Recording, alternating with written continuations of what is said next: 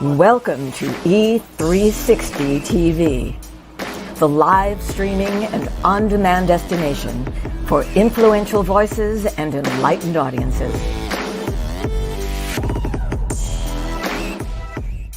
We offer trending, grassroots, and purpose-driven content across a diverse range of interests. E360 TV is more than just watching programs. We offer the ability to interact with live shows connecting audiences to real, authentic influencers and storytellers while streaming to millions of devices.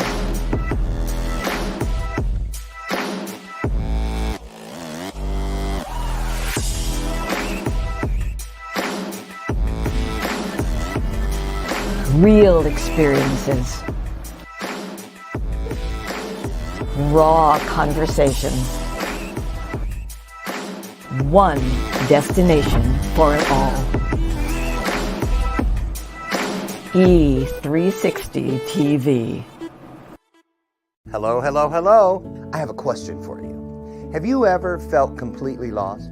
You know, seeking purposeful direction that could and should propel your mission within your divine journey to that next level, but still it hasn't happened. Well, my name is Loren Harris, and I'm the founder of P3, the Journey Series. People come to me because they're wounded. Many are scared, and even there are those who are bruised simply because they feel that they are increasingly, for whatever reason, losing their ability to dream. Now, this P3 program is not for a person who's just looking to start a business, no, but rather for those of you out there who have been on your journey and you've been navigating within your divine purpose, but you still desire to elevate to that level that you have not reached yet. If this is appealing, if this describes you, then I want to have a chat with you. I want to hear your story. So use the link below to get registered for your free seat at P3, the Journey Series. And let's get started, one story at a time. I'll see you inside. Click the link.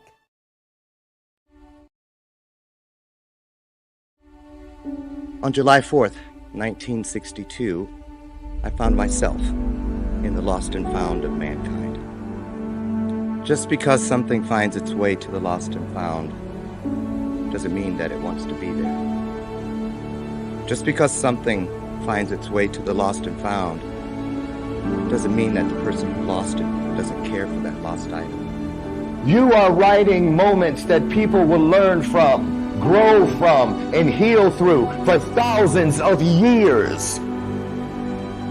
Together, we are co-authoring a unique moment in time. That DNA, those fingerprints, they're going to be gone. Ashes to ashes, dust to dust. But it is your story that they will tell for thousands of years. But only if you leave it. Things that do not serve you must go. The longer you wait, the more time you give them to trick you into serving them. 22 homes in foster care, everything I wore as a scar, as a shame, things that started like Velcro on my spirit. After just a few months, then years, then decades, I had believed myself into believing that they were indelible tattoos. Sometimes we have to be broken down to appreciate the view once we start getting up. I want you to leave this place and know that you have been changed. Why? How do I know it's true? Because each of you has just changed.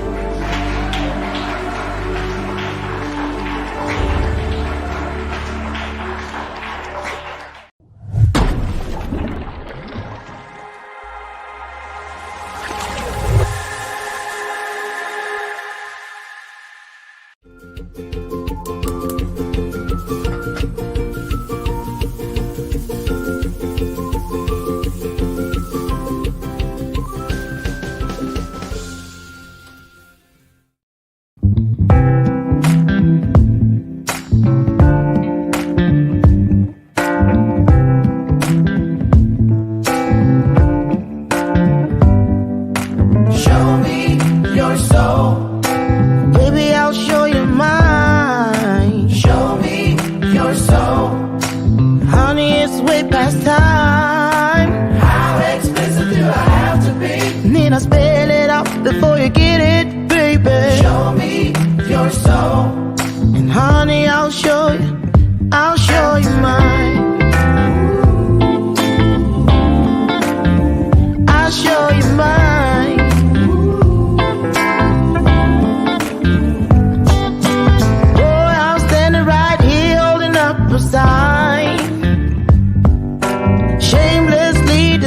in my state of mind.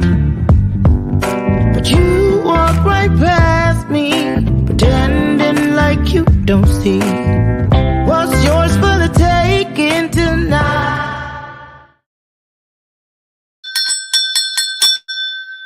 School's in. Hey. How are you doing? Good morning. It's a beautiful day in the neighborhood. Welcome, everybody. Come on in. Welcome back. How was your weekend? Dr. Loren with you here today due to the grace. Grace. Isn't that a great word? Isn't that a great everything? We need to talk about that more. We need to exercise that more. But we'll come back to that. But put it down. That's the word of the day. Grace. Okay. There's the bell of purpose. You all that have been here all these years, year number 8. Can you believe it? That bell has been right here with us. And I ring it throughout the broadcast because it is a reminder. It's an opportunity that, the truth, just like that bell, you guessed it, it has a ring to it. So I know you're busy, but I don't want you to miss the truth. So when something is coming out of this mouth or our guests, we want you to hear it. So when you hear the bell, wherever you're at around you, come running, won't you? Let's practice. Good. We got it. Okay. That's my version of drop and roll. Okay. Welcome. How was your weekend? Put it in the comments. I see you guys are coming in. Okay. Mondays are usually, it's hard to get started. I'm a little behind schedule today, about 10 minutes actually. And I see 51 of you are here. And 60. Here you come. Let's go. Going to be a great day. I have a wonderful show for you today and an even more wonderful guest. Sometimes we judge books by covers. You know that? Heard that saying? It happens. And you never know what someone has gone through until you hear it from them. Oh, that's why they say straight from the horse's mouth. Well, we're going to hear it today from our guest. Her name is Carrie Hattaway, and she is a woman of faith. And she does, I'll tell you one thing, she's not very egotistical because every place I looked to get some things about her, you know how most of it starts with I, me, I. And every place I looked, I found we. Who are we? And you know how I feel about that because you guys know my nonprofit for kids is called The Power of We Symposium. So I love her already. Why don't we give you a chance to love her too? Put your hearts on the screen, won't you? It's our virtual way of saying welcome. We're rolling out everything, not just the red carpet. I hear her coming down the hallway. So guess what? Call a friend, share this out. Here we go.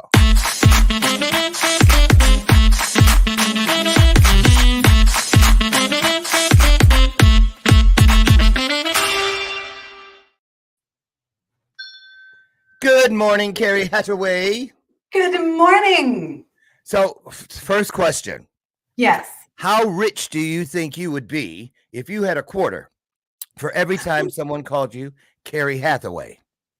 Oh my gosh. At the Taco Bell drive-thru, at the bank, people that have known me for 20 years. Yeah. I would never have to work. That's it. So some people just let it go when they get it wrong, and some people can't help it. They got to bring you back. They can just say it. It doesn't bother me. I've been called worse. I'm all right with it. Well, good.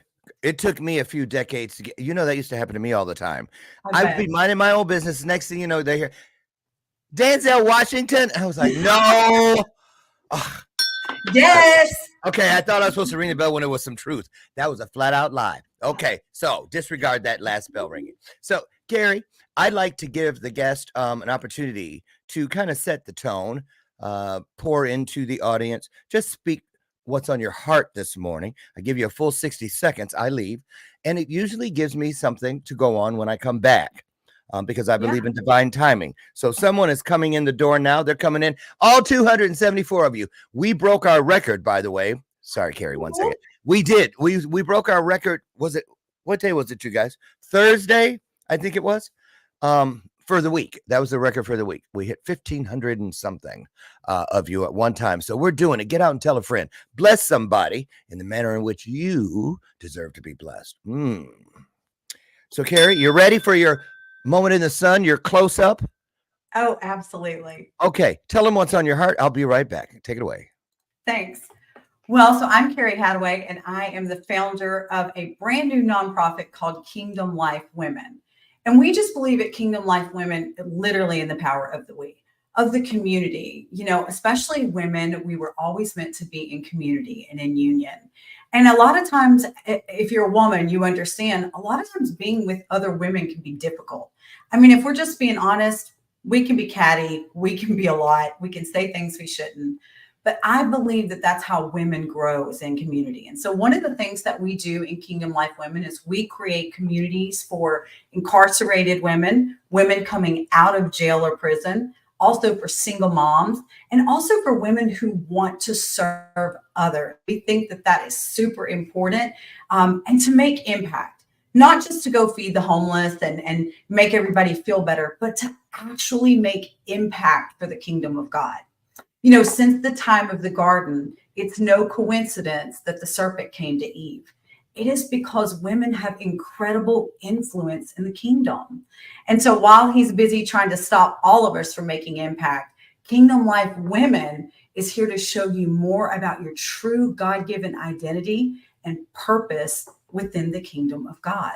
We're not just put here to hang out, we're put here to make impact. Very nice. Nicely done.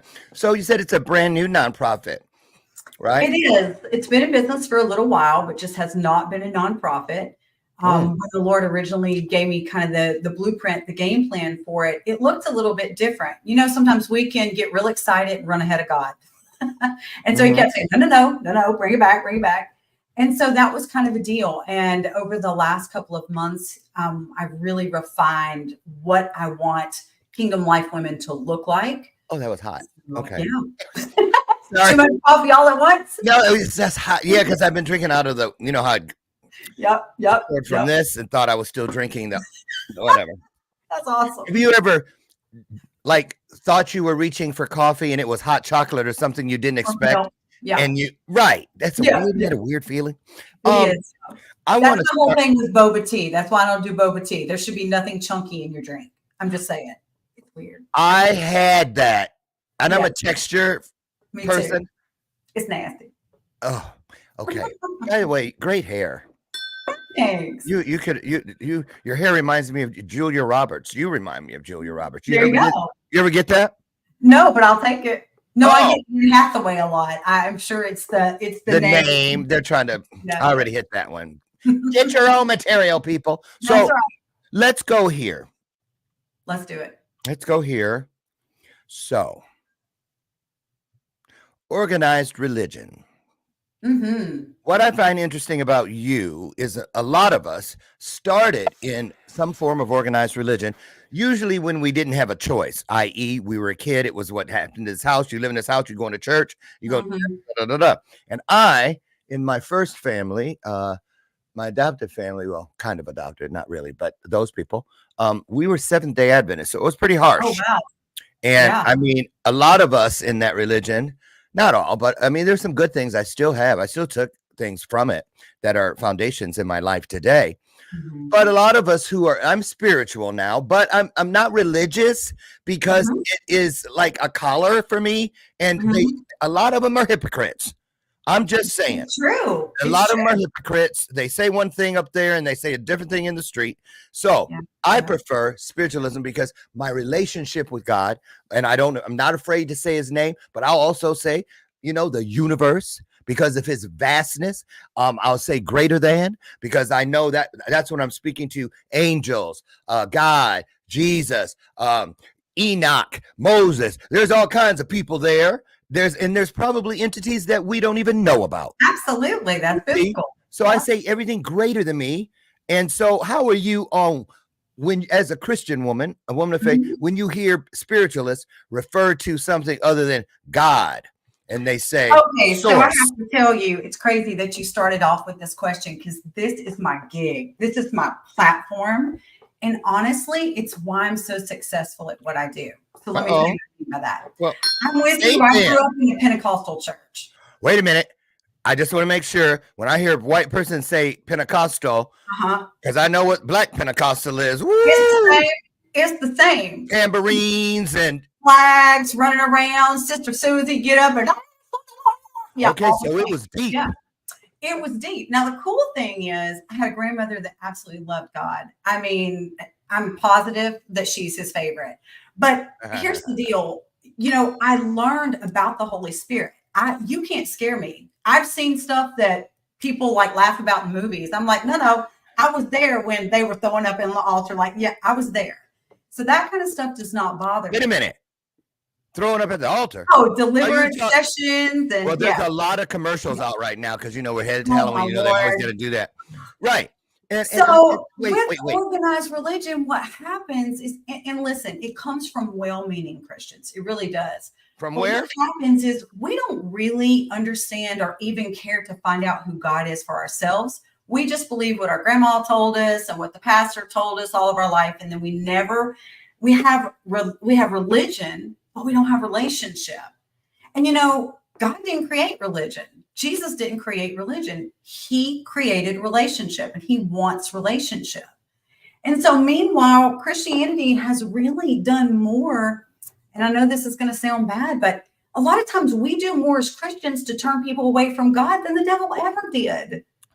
Because we're so caught in the rules of religion. And really what Jesus told us is love your neighbor as yourself. Okay. I agree. 1000%. Yeah. I agree. And there are numbers, rather. That's what I'm looking for. There are numbers out there that are pretty compelling, that politics and religion, probably why people say two things you don't talk about, but I think that's a trick. I think we need to do more talking about it to turn it around. But those two lanes are responsible for more division than it is, more separation than it is bringing people together. And the Christian word for that is fellowship. So I'm just saying, a lot of Christians or organized churches and whatnot, they get along with each other. They just don't play that well with others. And I don't get it. So let me ask you this. And this is another thing, because I've had a boatload of men and women come through here over the last 8 years that move through the faith-based lane. Mm-hmm. Some of them I'm amazed because the way that they incorporate their beliefs with and they've gone and found key words and things that resonate with people who aren't like organized religion followers, but it lets them know this means you too, and I see you, good for you, at least you're doing something.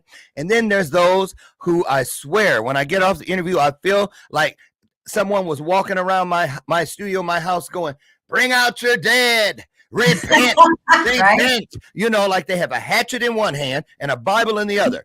And it's just a turnoff. It's just a turnoff.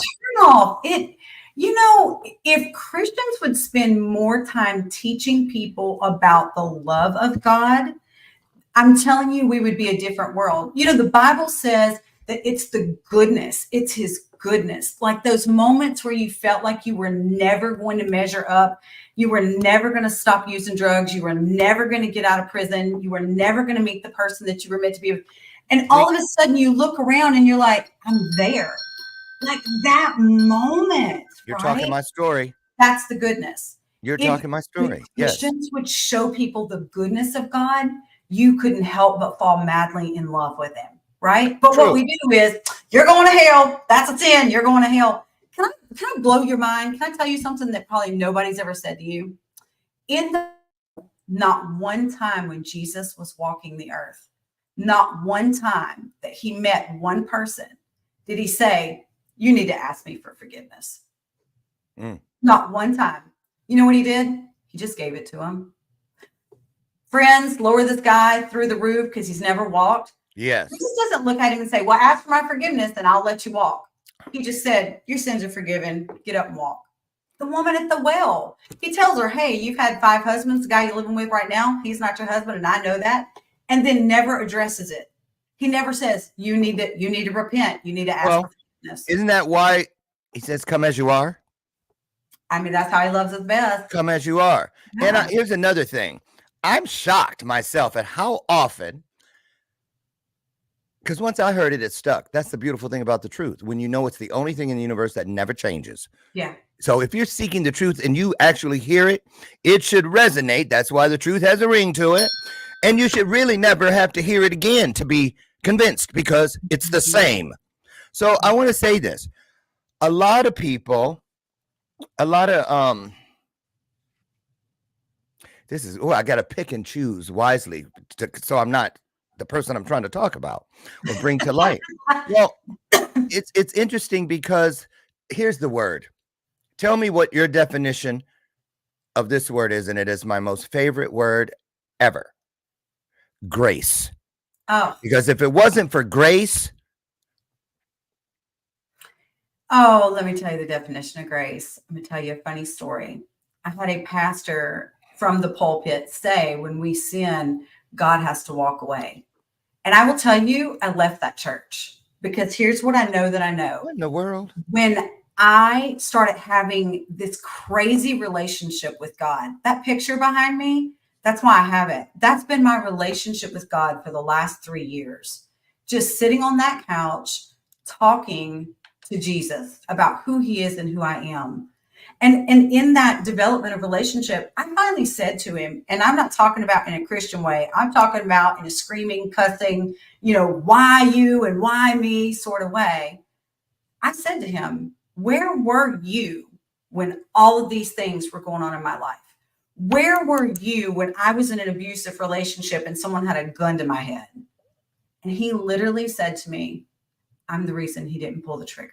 There and I was like, shut her down. Because when God shows up in relationship and talks to you, it's not like you and I talking. It literally heals whatever he brings up and shows you, he heals it like that. And while we're busy fussing and cussing at him, people say, oh, you can't talk to God like that. You ain't gonna say nothing he hadn't ever heard before. Mm-hmm. He's not surprised. When we're busy throwing a toddler tantrum, he shows up, and just like he always has, he doesn't even address the tantrum. He just heals the place in your heart that caused it. That's how cool he is. Yes. That's the difference between religion and relationship. That's grace.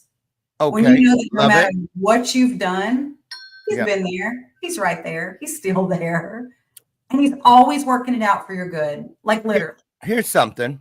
And we're not going to, don't worry, you guys. We're going to get to the juicy parts here, but we're trying to establish something. This is pretty juicy. Well, and I'm just putting it out there because I always feel like if you're going to do the job, if you're going to put the name tag on, then live up to what its best definition is of it. The best definition. So I'm going here. And another thing, sometimes it's a turnoff for others because I've heard it from people. I've experienced it myself. You can be a believer. You can be a fundamentalist or whatever it is, just like I can be a spiritual person. But I'm not, every other word isn't source and light and frequency and karma. And I don't have to weave all of the woo-woo words into just a normal sentence. It's almost like, so that people know who you are, huh? Yeah. It's like they just, you know what I mean? And then the Lord, so here's what I say. When I hear that, I'm going to tell you what I think. And not to be judgy, because I believe in the 4 agreements and the 10 commandments. I believe in all of them, the Beatitudes, all of them. But it's just like when a person oversells, a name dropper. A name dropper, they got to tell you everybody they've ever met, a name dropper. The person who gives you a resume for every time you see them, I've done this, I've done it. And then, again, lazy Christians, when they have an issue or they have a situation or a hurdle, because I don't believe in mistakes. I believe that's what God does to keep our shit interesting. That's right. I don't believe in mistakes, right? But here they go. And God told me I could cuss. So there you go. Listen, when I'm in the jail, we got to get that right out of the way. I have to let somebody cuss and then go, and I'm like, okay, can we just address it in the room? You're not going to hell for saying hell. You're not going to hell for saying damn. Relax. Exactly. So here's the thing. A lot of there's not a lot of proactiveness in some Christians' mindset, especially old school. I have family members, 70 Adventists. Well, they watch the house burning. Yes. And say, well, if the Lord wants me to keep it, he'll send the fire truck to save it. I'm just going to lay it at the feet of Jesus. And they don't even see the hose is already running with water right next to them. He provided the hose and the water. He's waiting for you to pick it up. and That's use why it. he calls us the hands and feet. We're supposed to be doing something. We're always supposed to be making impact. It's not just get saved and wait around until we die and go to heaven. That That's was what I want to say. never our Yes. purpose. But that's what I can say about people that I know. Well, I'll speak about myself as a spiritualist. I never say I'll just leave it to the universe. I'll say I'm co-creating. You are co-creating. I'm co-creating. Because here's how I feel. Tell me what you think, Carrie. The way we communicate, that lane, that Catholics feel like they have to talk to God through a confessional. Mm-hmm. Other religions, LDS, they go into a temple and pray for the dead. Yep. All these things. And I have a conversation all day, every day. It's constantly going. There's a dedicated line. Yeah. Yeah. I get emails. I get text messages. I get smoke signals. I get ravens with messages tied to their legs. Get here is the thing, the motto. Get it to me so I can get it to the world. So let's talk about where you found your peace, P-A-C-E. Tell us where that happened, because you weren't always this girl, were you? No, actually, in the many lives that I've lived before, if I ran into somebody in Walmart, they wouldn't recognize me. It's how radically my life has changed. But I at one point in my life, I was homeless, not due to addiction or anything like that, but just making some really bad choices. A lot of times, most times as young children, we develop these heart wounds. It can happen, when a baby's born. So what was the choice? Let's put a face on it. Let's put a name on it. Because you said you named the thing you didn't do, not addiction. Oh no. I named what the thing was it? I hadn't done yet. No, I did it all. I'm extra. I did it all. But you were homeless.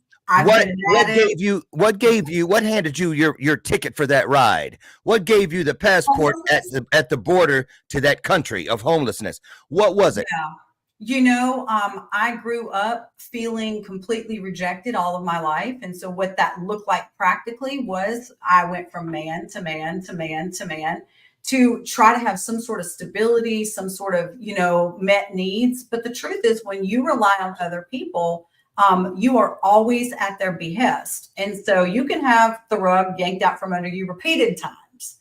And so I was in a period where I'd had the rug yanked out from under me, and I lived in my car for, quite some time, and then was on the street. I know what it's like to look through the dumpster for food.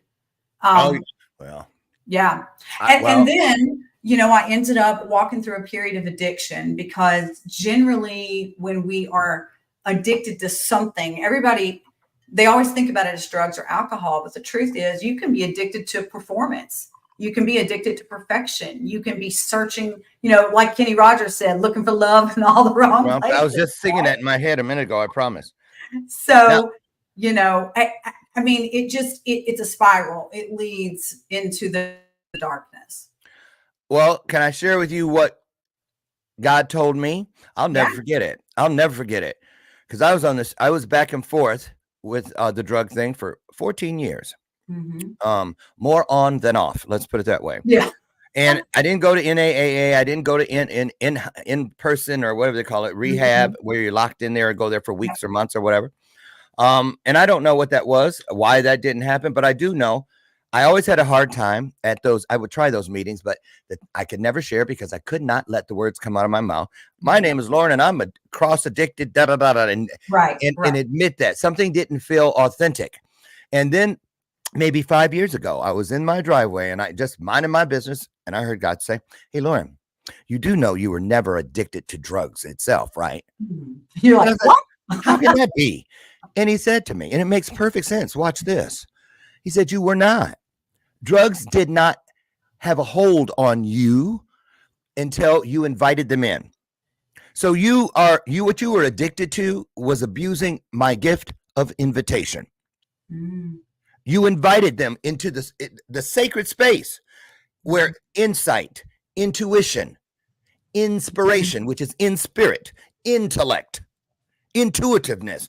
There's a ton of them, and they're all here, and they're like the moral compass. Yeah. That's where that sits. And so the moment I revoked the invitation Mhm. It went away. It's awesome. It did not serve me any longer. But I'll say this. I want to ask you, how much of your prior life can you give credit to? I bless all of the things that I went through, from the rooted to the tutor, from the A to the Z, from the alpha to the omega. I do it because every single moment that I've lived had a hand, played a role in getting me to where I am right now. Absolutely. And Yeah. so let's talk about that.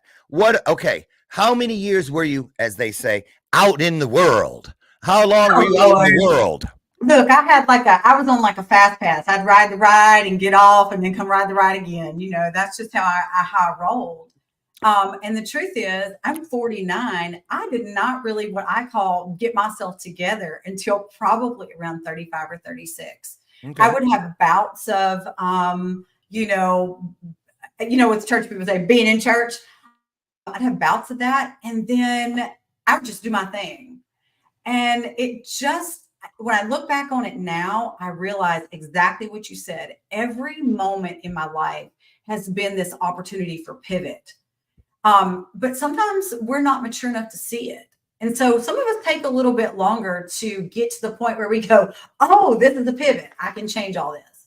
It took me a really long time. I mean, I went from homelessness and addiction and being a single mom twice because I'm extra like that to owning a multi-million-dollar business.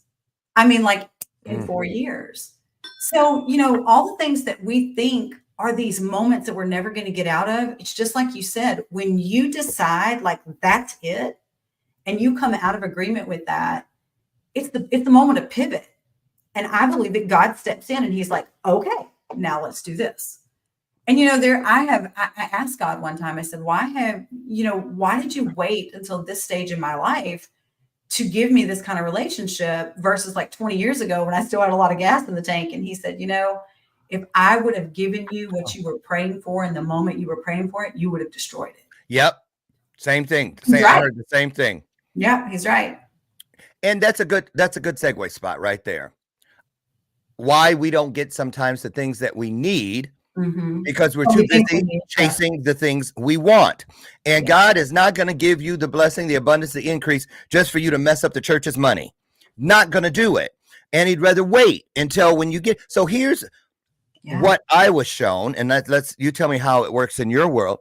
But I know one thing, that pivot place that really helped to keep me on track and still does, is when God told me to switch from being surprised all the time when blessings showed up for me. Right. Why don't you just expect them? And I said, well, that's easier said than done. And he goes, oh, really? You didn't say that about Amazon Prime. You had no problem. When they said, guess what? Here's a notification. That thing you ordered at 10 this morning is going to be on your doorstep at 2 this afternoon. Yeah. Excuse me. And when the doorbell rings at 2, you're not like, I wonder what that could be. You look out and go, there it is. I expected it. So how did that change? I kept practicing that mindset. And now when the doorbell rings and blessing, increase, abundance are on the other side, the only reason they can't just walk in is because they forgot their key. See, they don't visit me anymore. They live here. What I shifted from surprise, because when we're surprised and things show up, we don't know what to do with them. Yep.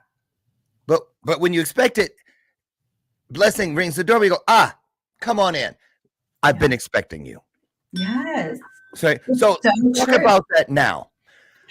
Talk about that now. What's it like, Carrie, when you're going about your day and you glance out, because you can see them, you can tell who they are, and you see you, the old version of you, walking out there, and you go, I know that girl. She is me. I am her.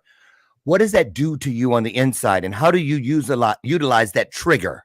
Why do you think you're being triggered when you see those people that remind you of the former you? Well, for me, I don't even view it as a trigger. I view it as almost like I believe that God points people out to me. In the morning when I'm spending time with him and I'm praying, this is what I ask him for. God, if there's that one person that used to feel desperate or is feeling desperate like I used to, will you show me that person? When I see them, will you speak to me about them so that I can give them some hope? And I've just learned that, for the women that I mentor, I tell them something that I learned a long time ago. If you're ever going to get out of the hole that, let's face it, we've all dug for ourselves, right? if we're going to get out of that hole, you have to stop believing that life is happening to you and start to believe that life is happening for you. And that shift in mindset of gratitude, it's crazy the amount of change that it brings. Gratitude is the place where we acknowledge and come into agreement with blessings, right? Instead of, oh, today was so terrible. I try not to ever do that. I'm human. I mean, I'm like anyone else. I have a crappy day. But that place of gratitude, once you get there and you can find yourself back there all the time, all of a sudden it's like all these doors start opening. And when you can see what's happening, like in the smallest things, I believe that God just dumps the bucket on you. He's good like that. He's very good like that. Yeah. Let me go back to trigger for a second. It's a little teaching moment. Let me tell you why I use the word trigger. You see what Carrie did, you guys. 99% of the time, that's what happens when I use that word. Because we've been duped to believe that when someone uses the word trigger, did it trigger you? That it's a negative. It is really also a positive, because when I see what I described to you and it's a trigger for me, it means time for me to do something new, or there's something waiting. I have the starter's pistol in my hand. Now all I need to do is pull it. See, a lot of us will end up one day. A lot of people die, Carrie. They leave this world with good intentions. That's why they say good intentions. What do they say? The road to hell is paved. Yes. You don't do anything. So the arrow of intention has been pulled back and never shot. Died with it. They never let it go. Yeah. They never let it go. So when I get triggered, it lets me know there's something I'm supposed to contribute. Right. Pull the starter's pistol and let's go. That's good. Let's go. It doesn't have to be negative. So how do you deal with this? When you encounter, because there are those people, usually family, that knew the old version, how no matter, they talked shit about us when we were innocent. Yeah. And our circumstances dictated, we didn't. They talked about us when we were that one out there finding our way. I didn't mess up my life. I was merely finding my way. They talk about us when we find it. And then they still talk about us when you're giving it and changing the world. And they're still sitting where they were, not to judge, but it's true. Because if you got time to talk about me, you checked off everything on your list. When we point fingers, there's 3 pointing back at me.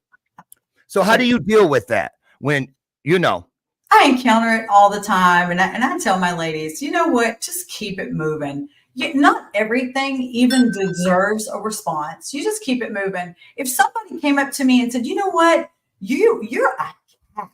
You're just a horrible cat. I'd be like, I'm not a cat. I'm a woman. No, you're a cat. You were a cat back then. You're still a cat. I mean, if it's not true, why do you even give it a response? Okay, great. Have a nice day and keep it moving. Not everything has to. We are so not about humans, us. We think we have to respond to everything. You don't. You do not. My birth mother, God rest her soul, Lucille. I love you, Mom. Lucille, I love that. Yep. I think it was probably, I don't know. I know it was in the first week that we were reunited after being separated for 32 years. Wow. And she was warning me about my siblings who I hadn't met yet. They were coming that next weekend. And she goes, now, the rumor, everyone believed you were dead and this and the other.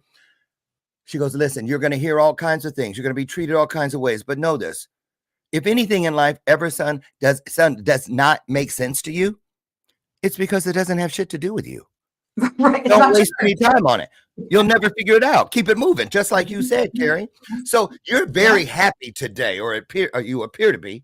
Your family. Yeah. Right. Right. So I mean, if you ask my husband, sometimes apparently I'm not happy, but that's just because I'm not happy with him. But I'm always happy because the truth is, like, life is hard.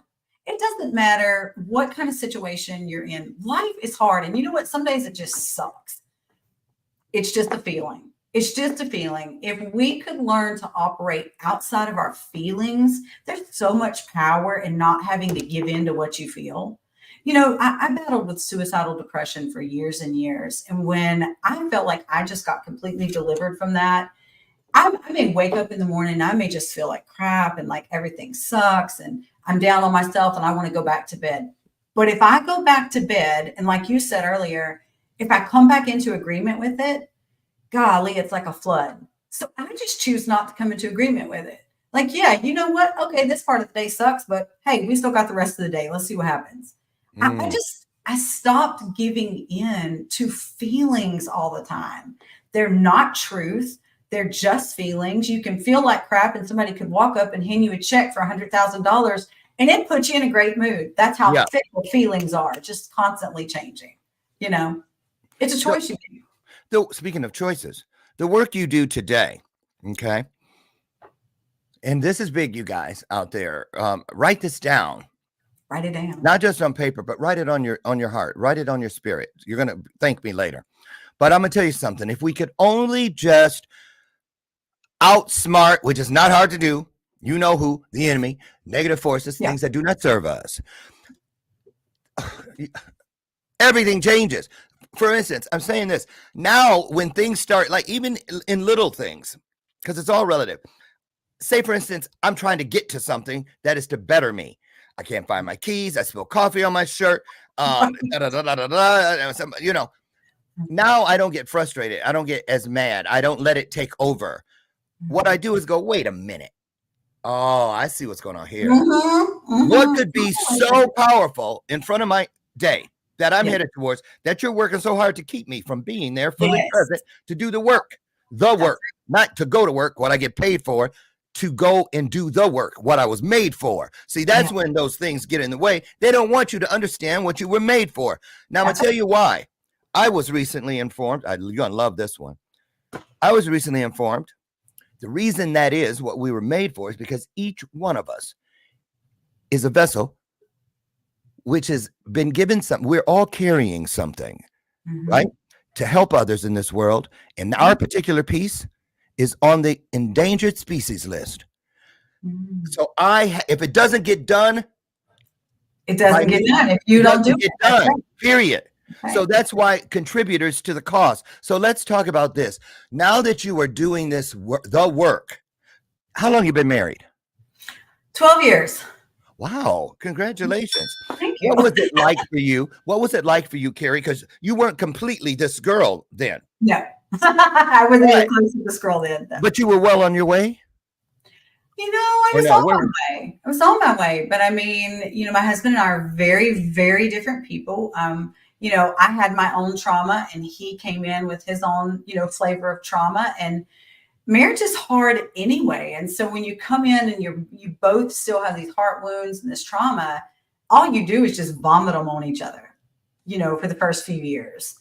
You have about 6 months where everything's like, yay. And then all of a sudden you're like, oh my God, we're different people. I can't stand you. I made a mistake, all these things. So marriage is tough. I love what you just said. That was powerful. When you get on those stages, because I've seen it, you're headed there to, keynote and do all that stuff. Don't forget to add that piece, what you just said, and that's why I asked the question, evenly yoked. A lot of us don't understand that God will allow for us to be evenly yoked with somebody, even when we're not fully who we are headed towards. That's right. So that you can get there together. And your strengths are his weaknesses are your strengths, so on and so forth. So I want you to go back, because I love this phrase or this term, and just go a little deeper, if you could, about heart wounds. Yeah, definitely. I feel like I have to vindicate my marriage real quick. By the way, it's a lot better. My husband and I, let me just tell you, to have a spouse that'll pray for you, there's nothing like it. That's the coolest thing on the planet. When they're for you, no matter what, they may not talk right. They may not say it the way you wish. They may not clean up after themselves. Right. Right. And to have a spouse that will go to war for you. Absolutely. That's a for real thing. He must have had growing to do. That's what I mean. Even and you helped each other get there, because did you have anything like when you first met him and you started to feel these feelings and where you had to come clean? Well, Oh yeah. Because you didn't want him to find out things from somebody else, or like, remember that part? Oh yeah. Grace. We're back to the word of the day. We made the decision when we got married. We both had a lot of past, and we just decided like it was the past. We didn't feel the need. I guess some people get married and feel the need to talk about everybody they've ever been with and what happened. We didn't feel that need. We just decided like that was the past. But sometimes as you go through life, things come up and you're like, well, you didn't tell me about that. And so, yeah, there's been moments where we've had to come clean. But the cool thing is I know that no matter what I say, he may not like it, but no matter what I say, he still has my back. Uh-huh. And so there's a lot to that. And growing together is really important. You have to, nobody's the same when you first 12 years later. Uh-oh. That's her internet. I already know. Because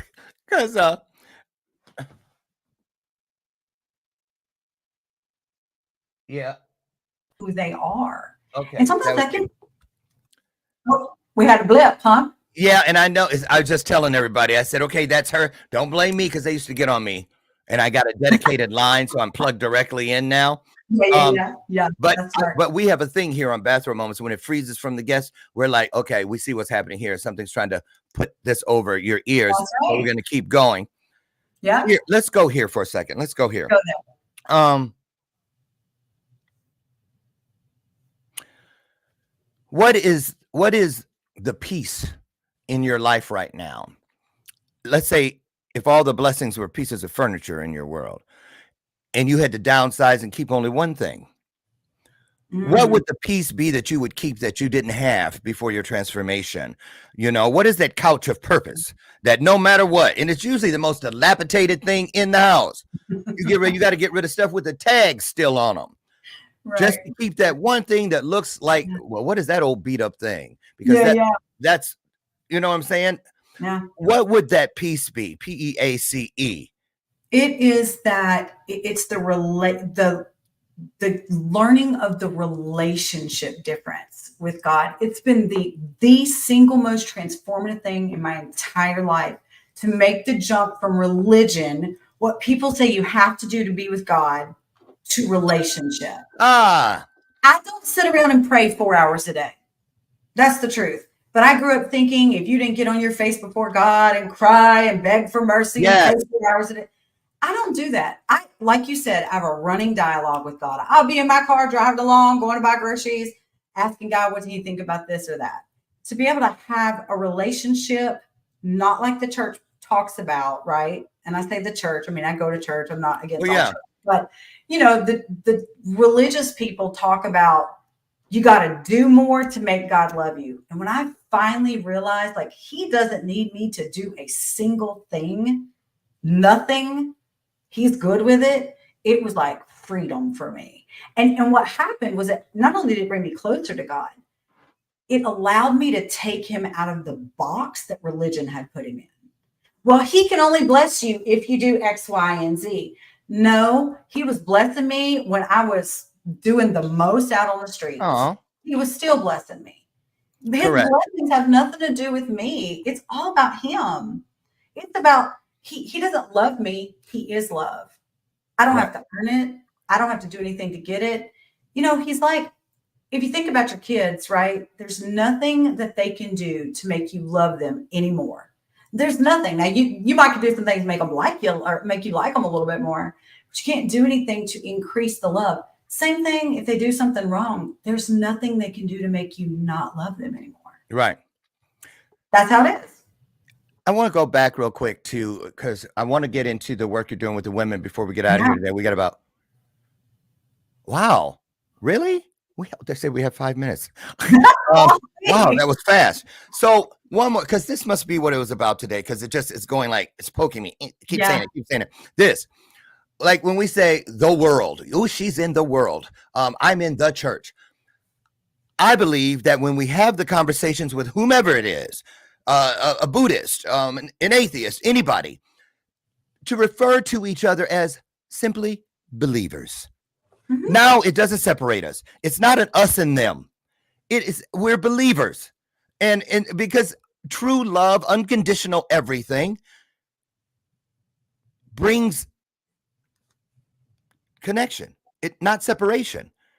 You see, I always knew that the sin part was the separation, but the healing was the connection. So tell us about the wounded, never broken, just bruised. Just The women that find their way to you or you find them, who are they? What do they show up looking like when they knock on your door? They show up looking like all kind of things. Sometimes they show up looking like you think they would. It's the prostitute that, you know, gets picked up for prostitution, ends up in the jail, has no clothes when she gets out. Literally, they put them in a paper suit, like a Tyvek suit, you know, and she calls me so that one of us can pick her up and get her dressed and get her some food and get her a place to stay, right? Sometimes it looks like that. You know what? Sometimes it looks like this. It looks like the woman that has it all together, but literally at night sits on the edge of her bathtub and contemplates suicide. Yep. You know, it looks like the woman that has been in church all of her life, but she knows there's a disconnect and she can't find God. And everybody at the church is telling her she should do more and she should do this and she should do that. And she's desperate. Sometimes I encounter so many different women. It looks like the single mom who never meant to be a single mom. She did everything right. And now she's got 4 kids, but her husband left her for another woman. And now this is her life. Like, it looks like so many different things. But what we believe is, like, every woman has a story, and that story is meant for someone else. It's what God, you said, we all carry something. That's what we carry. As God redeems our life, he has to let us walk through certain things. Otherwise, there's nothing to redeem. There's no story. There's no testimony, right? Mm-hmm. And so had he taken me out of all the ridiculousness that I was doing, you know, what would I do? What would I be doing? This is always what I've been meant to do. This is always what I've carried. Well, and you do tell us, Carrie, on your website. I want to get into your website. We're going to drop that on the screen in just a moment, you guys, so we can get over. But you say that Kingdom Life Women is about that your vision is to ignite a powerful transformation in every woman's life, thereby guiding her to rise above her past, embrace her divine purpose, and step boldly into the future God has for her. So,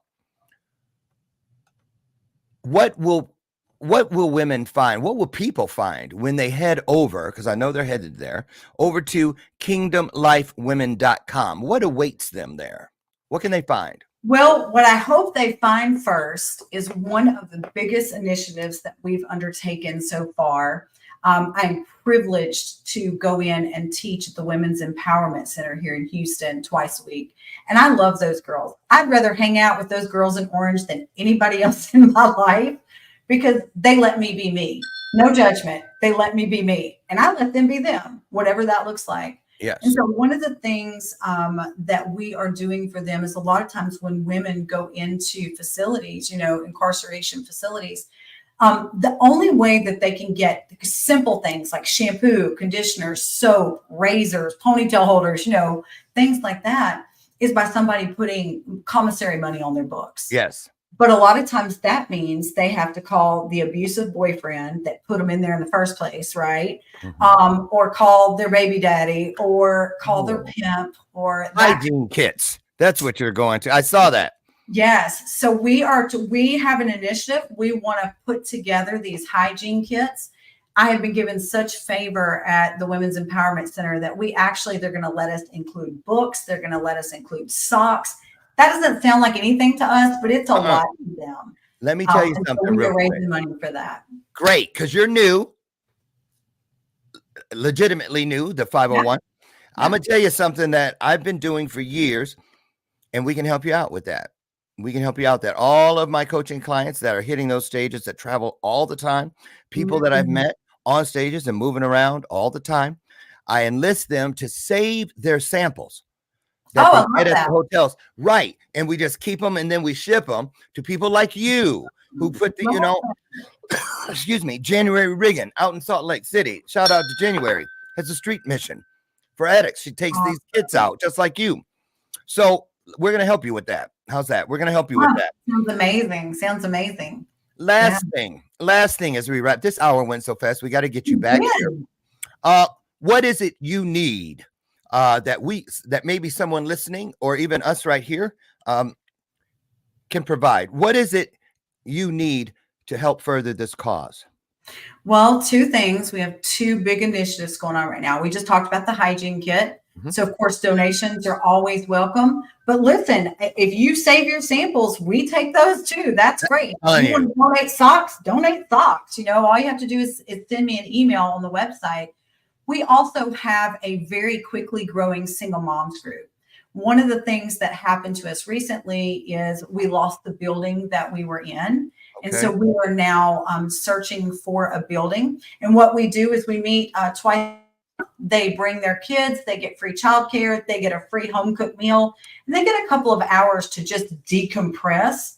We do some teaching, we do some mentorship in small groups. And then once a month, we all get together and we go serve another community. There you go. And so we are looking for donations for our building so that we can be in a space. Like I said earlier, if you depend on other people, sometimes you get the rug yanked out. And that's kind of what happened with us. So we are looking to rent or lease another space for our single moms group. And we appreciate anything that anybody wants to do toward that. Hey, do you guys have a component in your model that helps keep these mothers with their kids or the communication? You know what I mean? Yes. That's always the biggest piece that I've found, because I went to prison too. But and Fell Into Fabulous is a show on my network. I love it. Right. And so, and women, no matter what they're going through, addiction, prostitution, they never stop caring about their kids, no matter what. So do you have anything in there like that, or you plan on it? Yeah. So we are actually, our next initiative is a re-entry service. That's why the building is so important. So when they get out, they can come to us. We help them get their kids back. We help them find jobs, place to live, clothing. And I have some friends that are real estate agents. And one of the things that we thought would be a really awesome thing to do is it's hard to say, hey, do you want more in life if they've never seen more in life? If they grew up with a mattress in a room with 5 kids on the mattress, you know how that works out. So what we do is we like to take them into these multi-million-dollar homes. And we like to let them walk around and look and see it. Because how can you want something you've never seen before? That's right. That's other than on a movie. That's right. That's you exactly need that feeling, that visceral reaction to you're on it. Emotion. You're on it. You're right. That's what God showed me about Power Week Symposium. Have it at mansions. Have it at places where these kids had never thought they would be granted access. They've never seen it. They cannot unsee it. They can't unsee it. And it becomes a driving force. Yeah.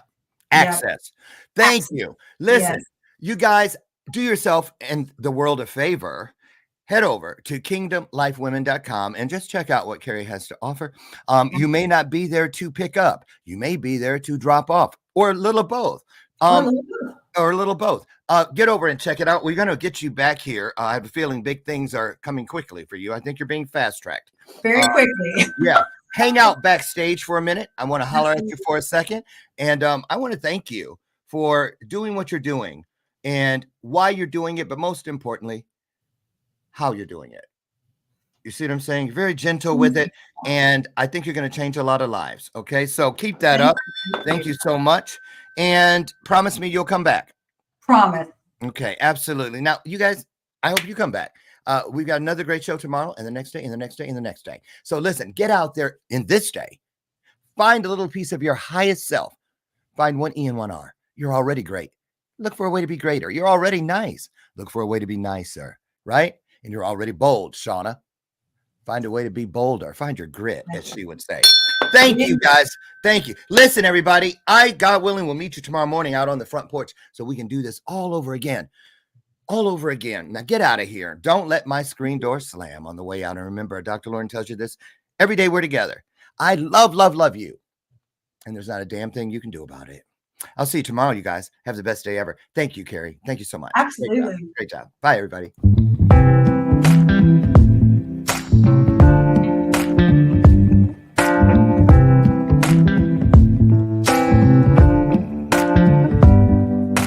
Show me your soul. Baby, I'll show you mine. Show me your soul. Honey, it's way past